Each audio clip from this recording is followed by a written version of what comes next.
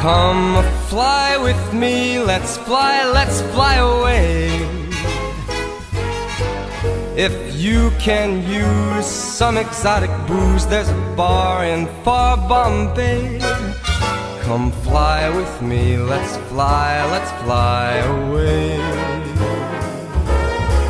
Come fly with me, let's float down to Peru. In Lama Land there's a one-man band, and he'll toot his flute for you. Come fly with me, let's take off in the blue. Once I get you up there where the air is rarefied, we'll just glide starry-eyed. Once I get you up there, I'll be holding you so near. You may hear the angels cheer because we're together. Weather-wise, it's such a lovely day. Just say the words and we'll beat those birds down to Acapulco Bay. It's perfect for a flying honeymoon, they say. So come fly with me, let's fly away. Oh, come on and fly.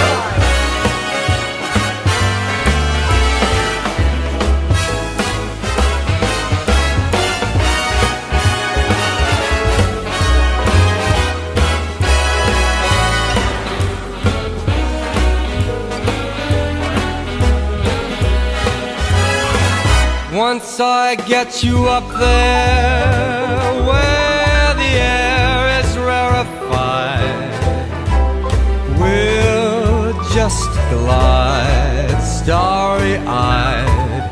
Once I get you up there, I'll be holding you so near.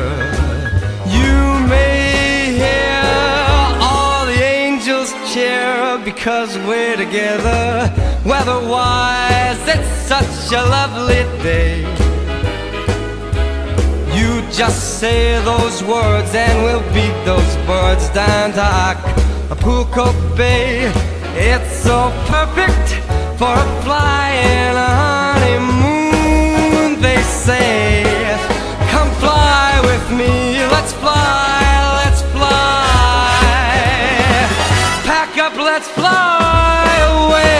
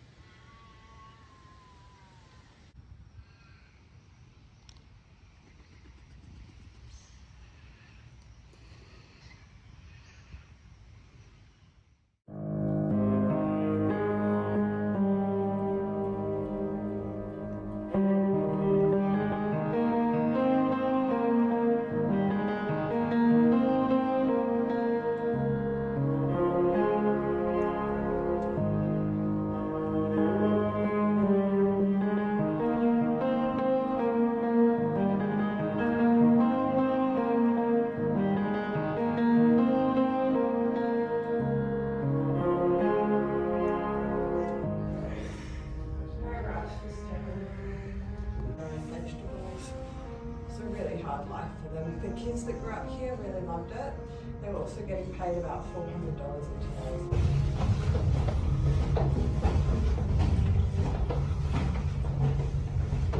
That would have been like the original. I actually don't know what that was, but that was probably something to do with the original system or maybe a second system. So in the middle you'll see that there's a train going right down to the bottom. So that's going down into that red tube. So the old job of the lighthouse cleanup every half an hour would be turning these pots over on that green bit of perspex that's sticking out.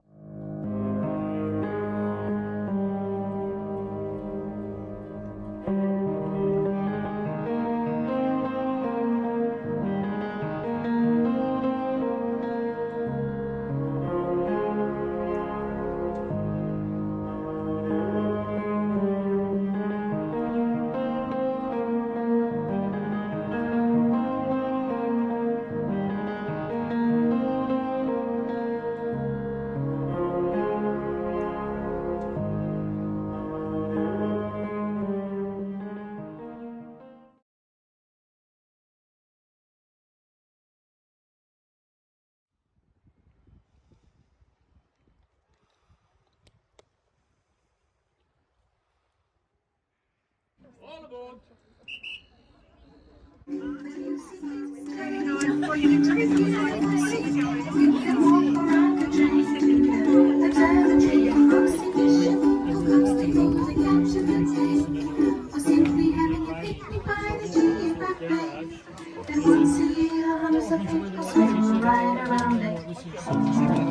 So come aboard and ride the train. We're going down the track along the journey. The buses and journey. Get on aboard and ride the train. We're going down the track along the journey. The buses and journey. Get on aboard and ride the train. The buses and journey. Get on aboard and ride the train. The buses and journey. Get on aboard and ride the train. The buses and journey. Get on aboard and ride the train. The buses and journey. Welcome to Busselton Jetty. We are sure you'll enjoy your train trip over the waters of Geograph Bay. Where else in the world can you have this experience? And lastly, you can wave to all those unfortunate people who are walking and did not catch the train.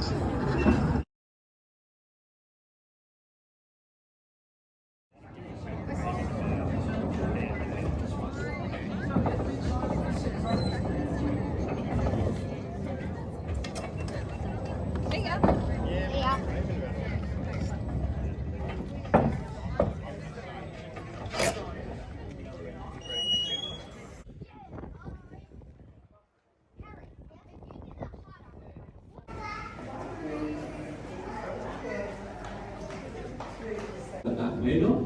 Somewhere like Broome has a 10 metre tide. So you can imagine if we had that tide here, the entire bay would suck dry for about 10 kilometres out to sea. That would be very cool to see, but very bad for the marine life, as you could imagine.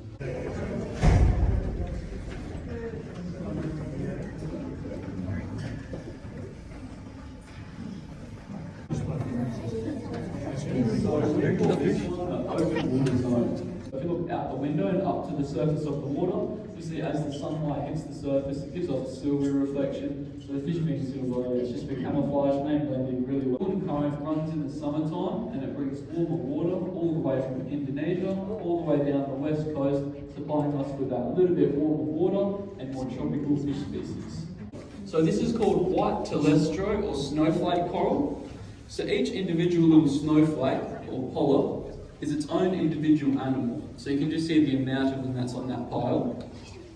But then the orange part that you can see is actually a completely different animal. That is an encrusting sea sponge and they are toxic. So they fight off the fish that try to feed on the snowflakes, and then the snowflakes sway around in the water, grab what they can grab and feed both themselves and the sea sponge. So it's two completely different animals living together in a symbiotic relationship, meaning that they both benefit from each other. So yeah, thank you all very much for your time at Busselton Jetty. Cheers.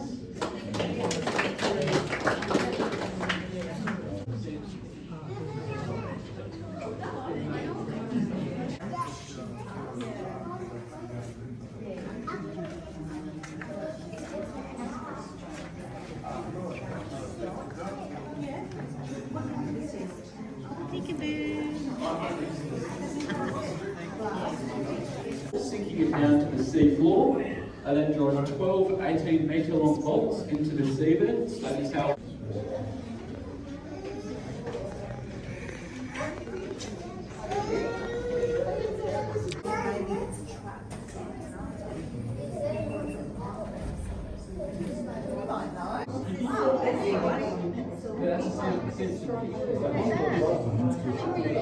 This is obviously these things. A what? Why is that the sequence not so? Corals need something to anchor to grow. So, I mean, there is the original jetty and put them all out. So that's why you see. Samson fish, isn't it?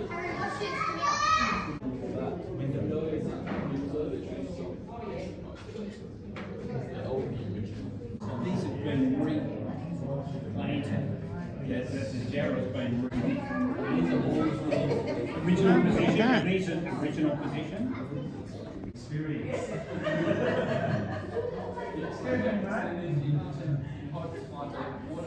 And they found out there's no deep water for about 10 kilometres.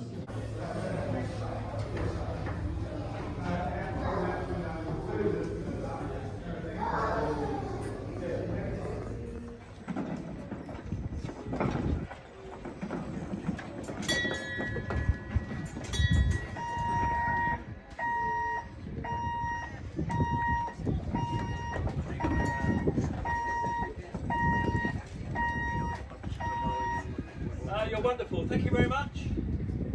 Thank you.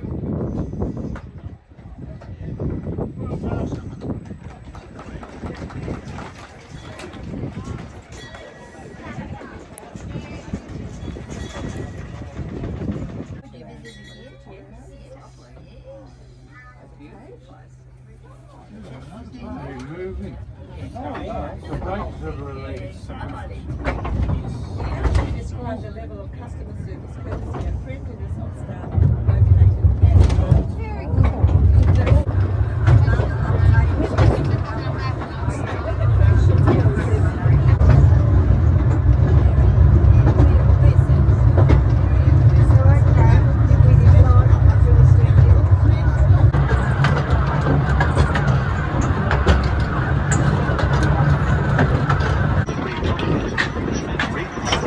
has not been seen as viable.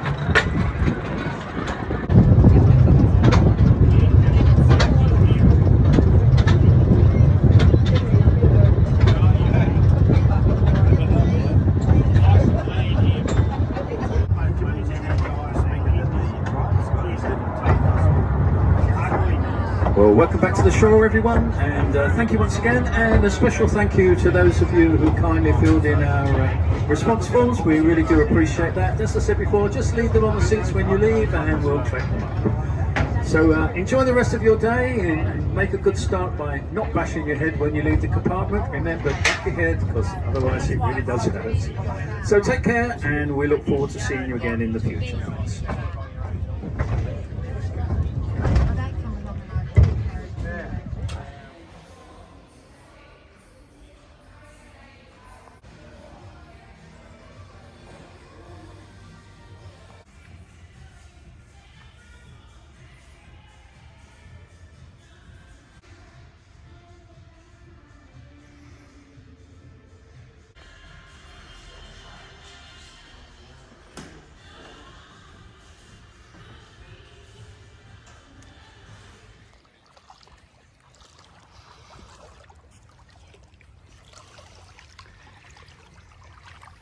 Dipping our feet. This is in the Indian Ocean. Cold. It's cold. Adam will tell you it's not, but it's cold. It's not cold. The seagulls are perfectly fine. Even swimming in it. It is beautiful and clear and clean.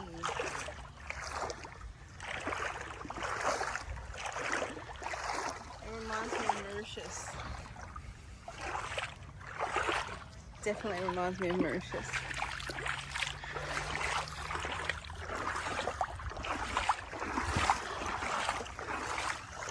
this seagull having a bath. I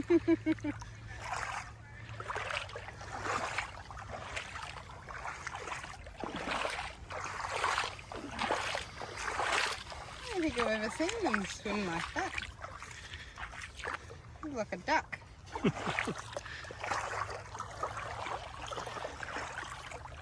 Look at him having his little bath.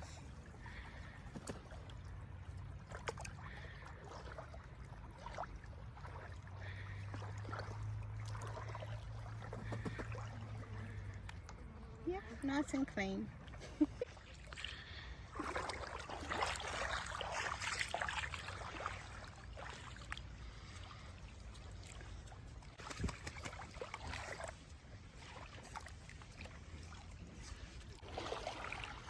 This is Bustleton.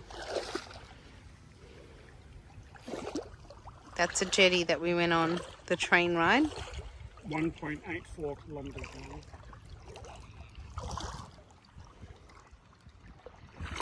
One of the longest wood pile jetty in the southern hemisphere. What was it? You need a train to get from one end to the other. What is it? The longest wood pile. Jetty in the southern hemisphere. Wow.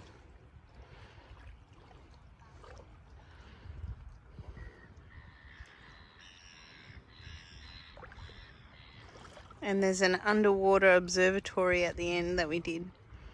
It's pretty cool. We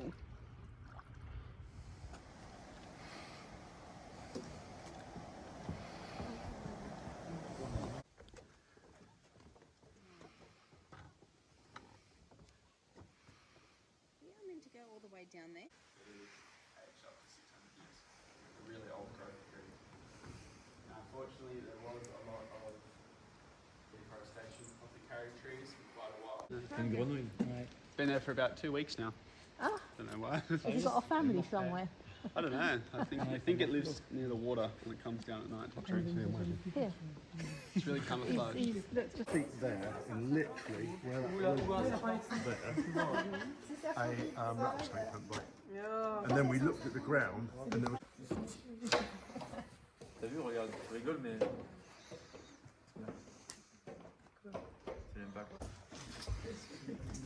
England you guys from? Southampton, so central. We can actually thank that rainwater for all the crystals that we see forming down here. From the ceiling and floor, all formed by that rain. And now, contrary to the name itself, Lake Cave is an underground stream. The stream is fed from a wetland area about 3 kilometres towards the rear of the cave, flows underground from there, and that stream's created the actual cavern itself. So for years it's eroded the limestone. Now in saying that, there is quite a bit of water in the cave. There's no handrail on the side of the water.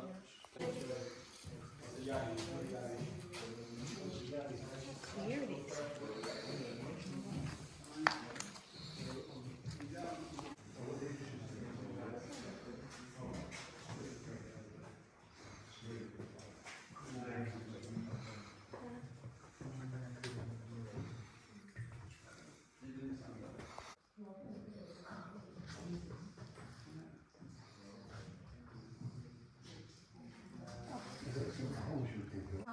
The tree root was once hanging down. The tree root since rotted away. Oh. So behind the hole. So that's a pipe running all the way to the ceiling. It's most likely blocked up now, but once upon a time it was. You may have noticed there is a plastic liner in the bottom of the cave. Now it's not the most natural looking thing. But for the past 20 years, the water has been receding out of the cave. So this was our conservation team's best efforts to keep some water in the cave. Now up until about a month ago, the water sat about 10 centimetres below that black lining. Until a month ago, it started filling up all of a sudden, out of nowhere. And now it's the fullest it's been in about 20 years. So you guys timed your visit very well. I'll explain why it dropped and why it's filled back up a bit later on. But the reason we didn't want it to dry up completely is because in this water, there's 12 different species of Stargofauna. That's like a type of microscopic cave organism. It's like a shrimp, it's blind, it's see-through. And 6 of those species are only found here. So they've evolved specifically for this climate. Found nowhere else in the world. So even though they're so tiny, they're still pretty unique, an important part of the ecosystem. Hence the tarp, just to keep some habitat for them, stop them from going extinct. So they're called straws. So if you did snap one off, you could drink a milkshake through it. Please don't, you'll get in trouble. They're hollow on the inside. And they're the first bit of crystal that we get forming down here in the cave. So they're formed by that rainwater. Now when that rain is rain, falling through the atmosphere, it's collecting carbon dioxide. Then lands on the forest floor, starts making its way down through the limestone, and on that journey down, it's dissolving calcium carbonate. Eventually makes its way to the ceiling, the droplet hangs there for a moment, it releases that carbon dioxide, a reaction takes place between the CO2 and the calcium carbonate, and a small ring of calcite crystal forms around the water droplet. So calcite is the crystalline form of limestone. All the crystal down here is calcite crystal. Water falls away, the crystal stays stuck to the ceiling. This process keeps happening and slowly the straws form.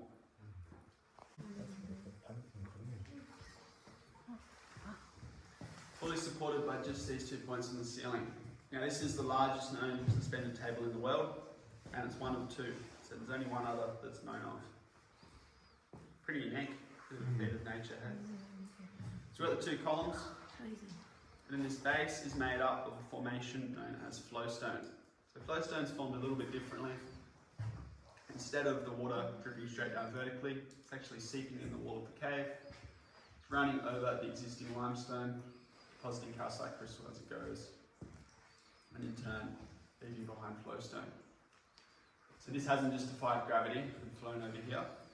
What's happened is about 600,000 or 700,000 years ago, when that whole piece has started to form, the limestone floor was up here, about the height of the boardwalk. So the whole thing was initially formed on the floor. Now over the years, the water in the stream is slightly acidic. It's got a pH of around 3. That started to dissolve the limestone. The limestone's dissolved quite easily because it's a very porous material, whereas calcite, it's a crystal, so it's very non-porous.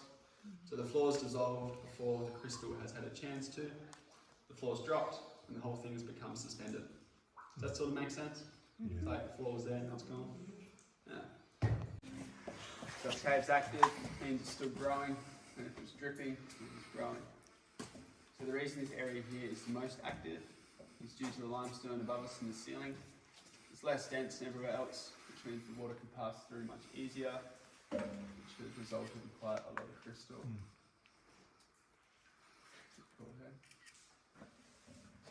You guys see this fast dripping stalactite here? We've named it, of course. Any guesses what it's called? What do you guys call it? Drippy. Drippy? It's a good one. We call it the super fast dripping stalactite. It drips so quick at a rate of around 44 drops a minute, every single minute. It's actually stunted its own growth. So that water is not hanging there long enough for the reaction to take place, so no more crystal can grow. As a result though, pretty cool stalagmite forming below. It's got that brain coral here. So this is called rimstone. So when this little pool at the top spills over, sends water cascading down. It's running over striations in the rock, in the crystal, sorry. Each time it passes over one of those striations, it deposits a bit more crystal until eventually they form dams. And now each time water goes into those dams, leaves crystal in the dam wall, grows the dams, slowly forms our rimstone. So you can see all this through here, it's all rimstone. And the big piece back there, there's one of those fast dripping stalactites feeding it. You guys see the kangaroo and the emu? Yeah. Crystal. Little goose in the hat. Oh, yeah. 2 people watching on the right. Kind of cool, hey? Yeah. Now this area of the cave is growing a bit quicker than average. So remember the average I spoke about before? 1 centimetre every 100 years?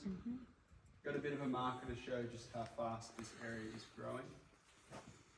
So more water means average gets higher.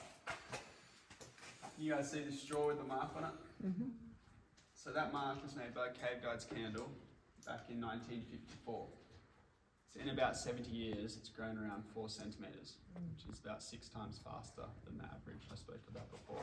It weighs about 5.3 tonnes. It's pretty heavy. Very dense material, calcite crystal. So concrete weighs about 2.4 tonnes per cubic metre, whereas calcite crystal weighs about 2.7. It's denser than concrete. Now, despite being so dense, it's actually quite soft. So on Mohs scale of hardness, your fingernail is 2.5, diamond is a 10, diamond being the hardest on the scale. Calcite crystal comes in around a 3, so it's so much harder than your fingernail. Now, I've got a bit of a theory I've come up with. On that same scale, the tooth enamel is a 6. So in theory, you could take a bite out of the suspended table. What do dragons do? They breathe fire. This is a real dragon. That'd be cool. Whoa, look out.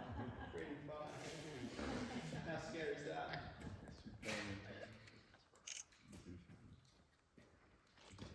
Can't call that. Now, have you guys remember me talking about Tim Connolly before? How he came down with just a candle? This is just me speculating. I feel like at some point his candle may have got dripped on, and he would have been left in total darkness. So they're heading up out of the cave.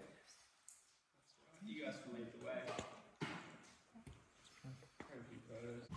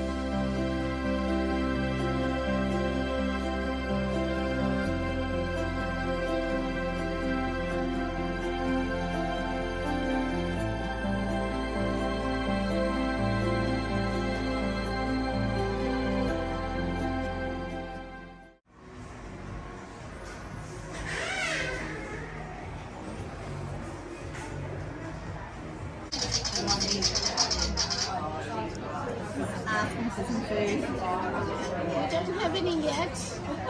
We might give you some when we have some. Yes.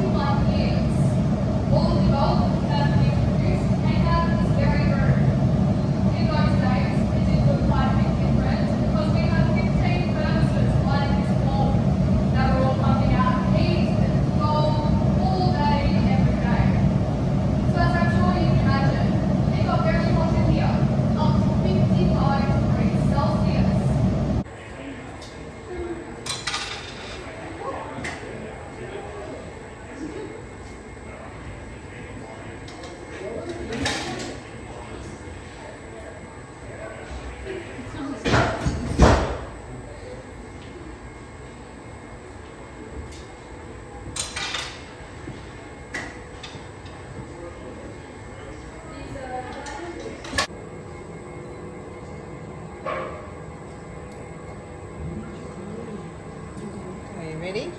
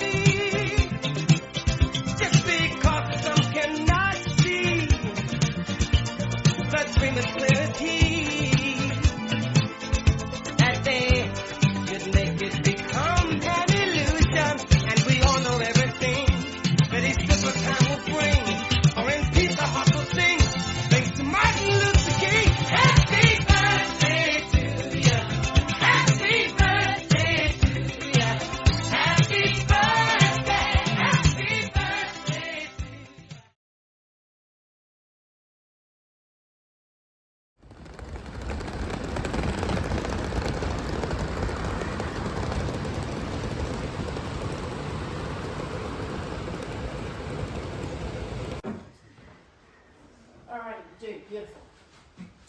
So, welcome to the ringing chamber. 7 here that are safe for the public to ring. All of the rest of them are too heavy. So our smallest one, this one, is 238 kilos. And they get heavier as you go around up until 279. And they keep getting heavier as you go around the circle up until that solid yellow rope up there belongs to our largest bell. His name is Zachariah and he weighs 1.5 tons. You have to train for 8 months to be able to pull him safely. And then 2 hands on the rope in front of you, just sort of wherever's comfortable. A couple of big pulls to get it going and then to get it to start chiming. Short, sharp little tugs in front of your face. And then to get it to stop, you just let it go again. Allegedly.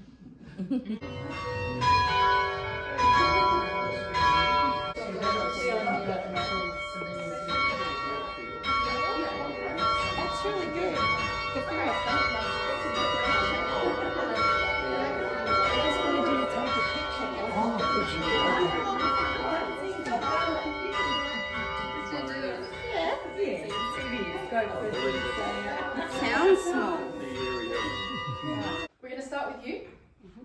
Once you get going, once you've chimed three times, you'll come in.